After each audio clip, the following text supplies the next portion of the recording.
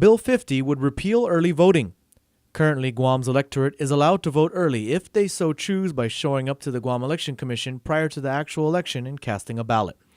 Former Guam Election Commission board member Larry Ramirez testified in opposition to the bill, as he believes early voting is good for Guam. The early voting, I think, is one of the best opportunities that Senator Palacios, I think, introduced that will give the people the opportunity to vote and make it easier for them.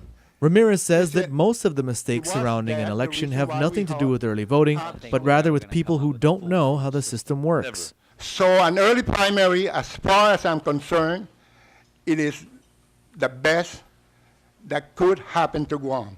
But put people in their place that know how to run that system and how to run the general election. Chris Carrillo testified in favor of the bill, but not because he thinks the concept of early voting is bad.